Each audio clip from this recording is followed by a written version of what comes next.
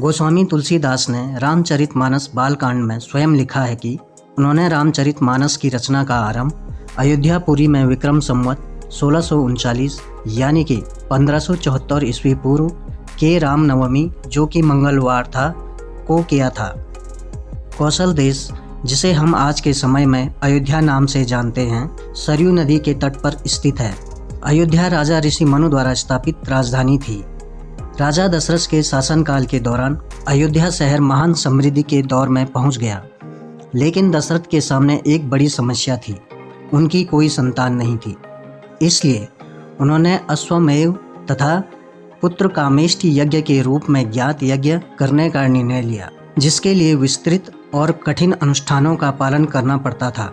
ऋषि ऋष्यशृंग या श्रृंग ऋषि को अत्यंत सटीकता के साथ यज्ञ करने के लिए चुना गया था। इस बलिदान का प्रदर्शन अयोध्या में एक महान घटना थी। अंत में श्रृंग ऋषि ने एक मंत्र का पाठ किया और अग्नि को आहुति दी। तब देवता, गंधर्व, सिद्ध और ऋषि उपस्थित थे और भगवान ब्रह्मा से प्रार्थना करने लगे।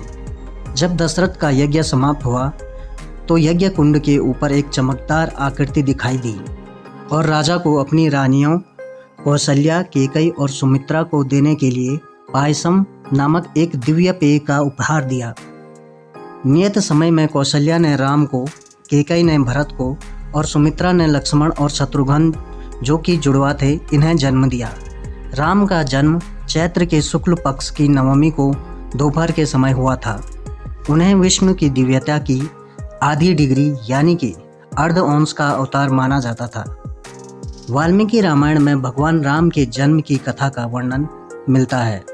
वाल्मीकि रामायण को रामायण का सबसे प्राचीन और आधिकारिक संस्करण माना जाता है और यह प्राचीन भारतीय ऋषि वाल्मीकि द्वारा लिखा गया था। वाल्मीकि एक महान कवि और संत थे, जिनके बारे में माना जाता है कि वे 4वीं शताब्दी ईसा पूर्व या उससे पहले के थे। वाल्मीकि रामायण संस्कृत में लिखी गई है और इसमें 24,000 छंद हैं, जो 7 बुक्स या कांडों में विभाजित है। रामायण में भगवान राम के जन्म के बारे में बताने वाले अध्याय या चैप्टर को बालकांड कहा जाता है, जो महाकाव्य की पहली बुक है। वाल्मीकि रामायण में बालकांड के चैप्टर नंबर टेक्स्ट के एडिशन एंड वर्जन के आधार पर भिन्न होती हैं। हालांकि अधिकांश एडिशन में बालकांड में लगभग 77 से 85 चैप्टर होते हैं और भगवान राम के जन्म का वर्णन करने वाले अध्याय आमतौर पर पहला या दूसरा अध्याय होता है। इसलिए भगवान राम के जन्म के चैप्टर नंबर को बालकांड के अध्याय 1 या अध्याय 2 के रूप में संदर्भित किया जाता है। वाल्मीकि रामायण में उल्लेख है कि भगवान राम के जन्म के समय पुनर्वसु नक्षत्र उदित हो रहा था।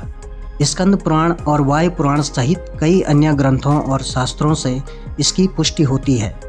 अब पुनर्वसु नक्षत्र क्या है, इसे समझते हैं। पुनर्वसु हिंदू ज्योतिषी में 27 नक्षत्रों या चंद्र राशियों में से 7वां नक्षत्र है। रामायण के अनुसार भगवान राम का जन्म पुनर्वसु नक्षत्र में हुआ था, जिसे एक शुभ और सकारात्मक नक्षत्र माना जाता है। पुनर्वसु पर बृहस्पति ग्रह का शासन है और यह नवीकरण, विकास और प्रचुरता से जुड़ा है। पुनर्वसु नक्षत्र का प्रतीक धनुष और बाणों का तर्कस है, जो प्रोटेक्शन एंड डिफेंड करने की शक्ति को रिप्रेजेंट करता है। पुनर्वसु नॉलेज, विजडम और स्पिरिचुअल ग्रोथ से जुड़ा है। इस नक्षत्र से जुड़ी देवी अदिति हैं, जो देवताओं की माता मानी जाती हैं। अदिति प्रिमोडियल कॉस्मिक एनर्जी और सोर्स ऑफ क्रिएशन को रिप्रेजेंट करती हैं। महाकाव्य रामायण में ऋषि वाल्मीकि ने उल्लेख किया है कि जब भगवान राम का जन्म हुआ था, तब सूर्य मेष राशि में, शनि तुला राशि में, बृहस्पति और चंद्रमा कर्क राशि में, शुक्र मीन राशि में और मंगल मकर राशि में स्थित था। इसके अलावा यह चैत्र के चंद्र मास में चंद्रमा के इंक्रीजिंग फेज का 9वां दिन था, जिसे हम आज के दिन में रामनवमी के रूप में मनाते हैं। वीडियो के अगले पार्ट में राम जन्म से जुड़े कुछ साइंटिफिक तथ्यों के साथ प्रस्तुत होंगे। धन्यवाद। जय हिंद।